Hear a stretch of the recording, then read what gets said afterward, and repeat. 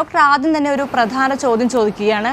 Doctor, അപകടങ്ങളല്ലാതെ മറ്റേതെല്ലാം സാഹചര്യങ്ങളിൽ നമുക്ക് brain injury സംഭവിക്കാം?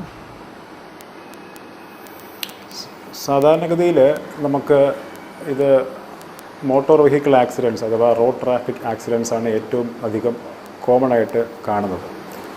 അത് കഴിഞ്ഞാൽ നമ്മുടെ നാട്ടിൽ ഏറ്റവും അധികം കാണുന്നൊരു കാര്യമാണ് ഉയരത്തു നിന്നുള്ള വീഴ്ചകൾ.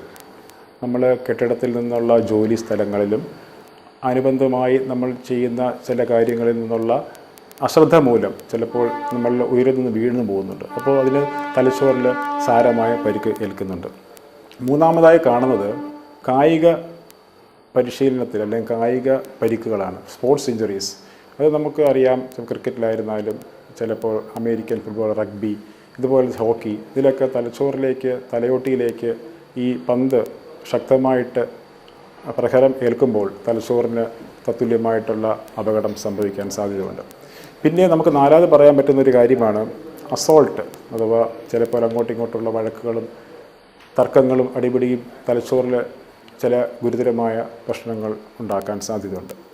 അവസാനമായിട്ട് നമുക്ക് മനസ്സിലാക്കേണ്ട ഒരു കാര്യമാണ്, നമ്മുടെ നാട്ടിലധികം സാധാരണമായി കാണുന്നില്ലെങ്കിലും ഗൺഷോട്ട് ഇഞ്ചുറീസ് അഥവാ bomb blast, explosive bomb blast. അത് നമ്മൾ പെനട്രേറ്റിംഗ് ഇഞ്ചുറി ആയിട്ട് കാണാം.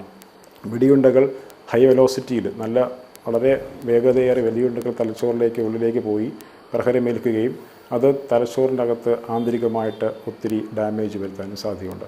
പ്രധാനമായിട്ട് പറഞ്ഞു കഴിഞ്ഞാൽ ഈ 5 കാരണങ്ങളായിട്ട് നമുക്ക് ചുരുക്കാം. 1 വാഹനാപകടങ്ങൾ, 2 ഉയരത്തുനിന്നുള്ള വീഴ്ച, 3 സ്പോർട്സ് ഇഞ്ചുറീസ്, 4 അസോൾട്ട് അഥവാ അങ്ങോട്ടും ഇങ്ങോട്ടുമുള്ള തർക്കങ്ങളും വഴക്കുകളും, ഏറ്റവും അവസാനമായിട്ട് പറഞ്ഞു കഴിഞ്ഞാൽ ഈ പറഞ്ഞ പോലെ ഗൺഷോട്ട് ഇഞ്ചുറീസ്.